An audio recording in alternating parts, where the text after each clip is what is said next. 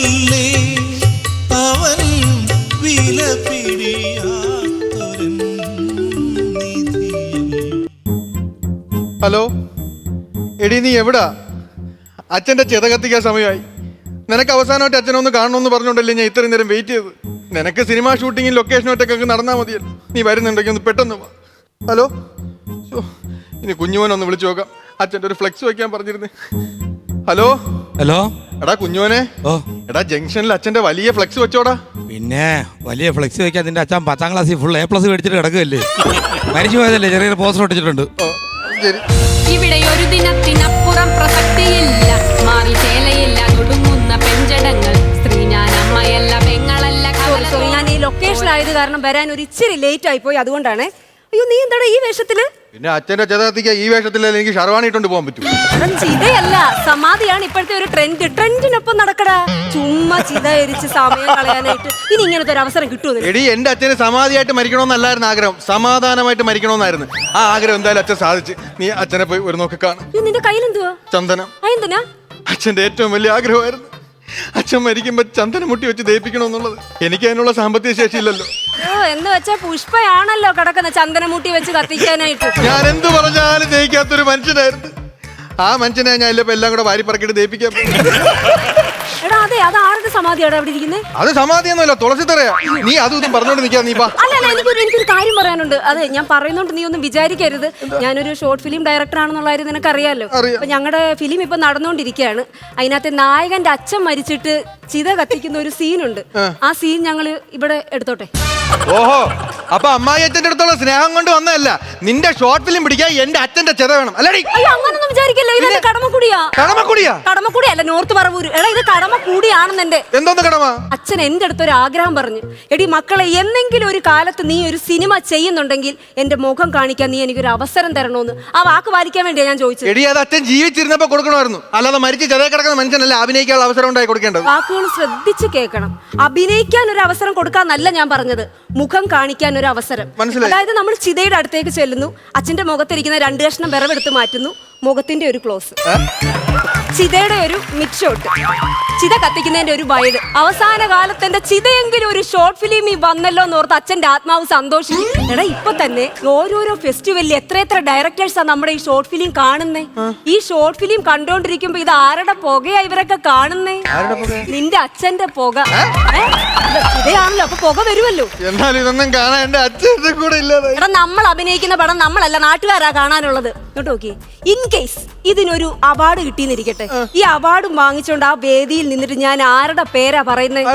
എന്റെ അച്ഛന്റെ പേര്. പേരെന്തായിരുന്നു? കാണിക്കാമുട്ടിൽ പ്രഭാകരൻ. കാണിക്കാമുട്ടി നിൽക്കുന്ന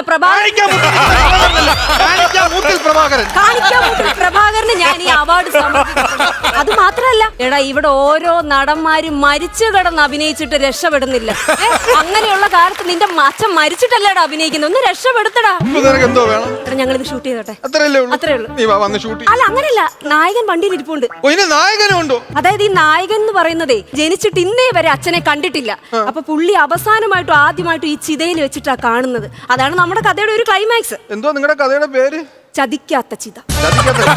അല്ല, അങ്ങനെയൊക്കെ ആണ്, പക്ഷെ നമ്മൾ എന്തെങ്കിലും ഒരു മാറ്റം വരുത്തണ്ടേ? 4-5 ദിവസം ആലോചിച്ചിട്ടായിരിക്കും മാറ്റം കണ്ടുപിടിച്ചത്. എടാ, പിന്നൊരു കാര്യം എന്ന് വെച്ചാൽ ഇയാള് വലിയൊരു സെലിബ്രിറ്റിയാ. അപ്പൊ പുള്ളിയെ കൊണ്ട് നമുക്കൊരു ആദരാഞ്ജലി ഒക്കെ പറയിപ്പിക്കടാ. വിളിക്കട്ടെ? സാറേ, സാറേ കയറി വാ.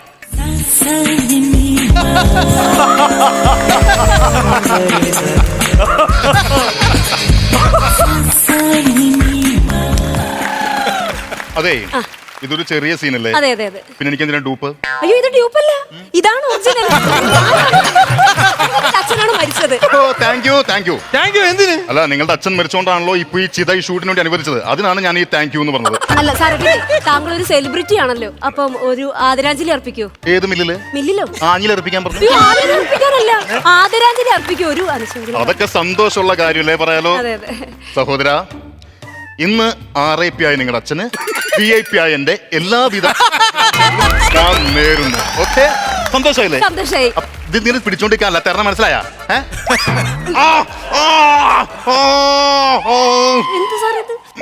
ഇയാൾ എന്തിനാ അയാളെ തല്ലുന്നത്? 1000 തവണ ഞാൻ അവന്റെ അടുത്ത് പറഞ്ഞിട്ടുണ്ട് ഇയർപോഡ് കയ്യിലിരിക്കണം ഇത് ക്യാഷ് ഇട്ട് കൈ തരലെന്ന് 1.5 ലക്ഷത്തിന്റെ ഇയർപോഡാണ് ഞാൻ ഇവിടെ പറഞ്ഞിട്ട് പല തവണ പറഞ്ഞതാണ് അവിടെ അങ്ങനെ പോയിട്ടാണ്. അതെ, ഇവളെന്ന് പറഞ്ഞ എന്റെ അച്ഛന് ജീവനാ. ഇന്നലെ മരിക്കുന്നതിന് മുമ്പ് വരെ ഇവളുടെ ഷോർട്ട് ഫിലിം കണ്ടിട്ട് അച്ഛൻ കിടന്നത്. ആണോ? എന്റെ ഏത് ഷോർട്ട് ഫിലിം ആണോ? കാലൻ എന്തേ താമസം.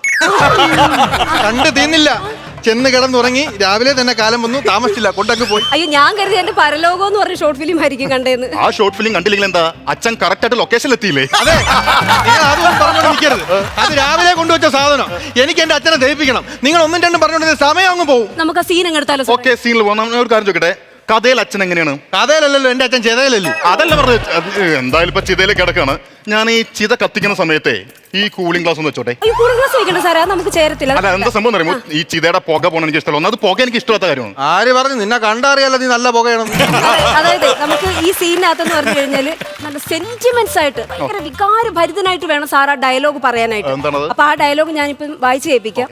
അച്ഛൻ എന്തിന് ഇങ്ങനെ ഒരു പിതൃത്വം തന്നു? Okay. സാഹചര്യത്തിന്റെ സമ്മർദ്ദത്തിൽ എന്റെ അമ്മയുടെ ഉദരത്തിലേക്ക് എന്തിനെന്നെ ദാനം ചെയ്തു? അതൊരു തെറ്റായി പോയി എന്നറിഞ്ഞ നിമിഷം ഗർഭാവസ്ഥ ശിശുവായി എന്നെ കൊന്നുകൂടായിരുന്നോ എന്ന് പറഞ്ഞ സാറങ്ങ് പൊട്ടിക്കരയുവാ. അച്ഛൻ എന്തിന് എനിക്ക് ഇങ്ങനെ ഒരു പ്രഥമം തന്നു? പ്രഥമനാ? എന്താണ്? പിതൃത്വം തന്നു. പിതൃത്വം തന്നു.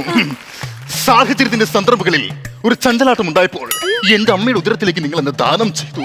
നിങ്ങൾ എന്തോ ഒരു അച്ഛനാണ് അച്ഛാ. അച്ഛാ, ചുമച്ച് തിന്ന ഡയലോഗ് പറയണേ. ഈ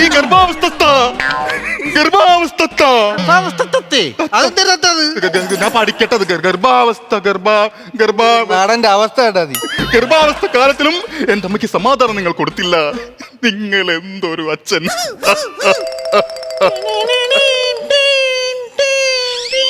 ഇടി ഇവൻ നാടകോണം നടനാണടി. സാർ അങ്ങനല്ല, നമുക്ക് എന്താ സീൻ അങ്ങ് എടുത്താലോ? അപ്പൊ അങ്ങനെ സീൻ എടുക്കുകയാണെങ്കിൽ സാർ ഇപ്പൊ അവിടെ പോകുന്നു, വലം വെക്കുന്നു, കുറച്ച് മന്ത്രങ്ങൾ ചൊല്ലുന്നു, സാറിന്റെ തലയിൽ കുടം എടുത്ത് വെക്കും, ഇവനൊരു കൊത്തു കൊത്തും. ഇത്രേ ഉള്ളൂ സംഭവം. അപ്പൊ സാറേ ആ കുടം എടുത്തൊന്ന് തലയിലേക്ക് വെക്കുന്നു. അയാളെ പതുക്കെ ഒന്ന് കൊട്ടടാ.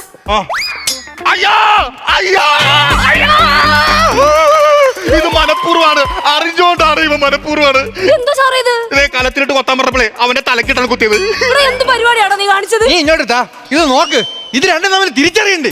അവൻ പറയുന്നതിൽ തെറ്റില്ല സാറേ, ഒരുപോലെ ഇരിക്കുന്നു. വേണ്ട, ഞാനില്ല, ഞാൻ ഈ സീൻ അഭിനയിക്കല്ല.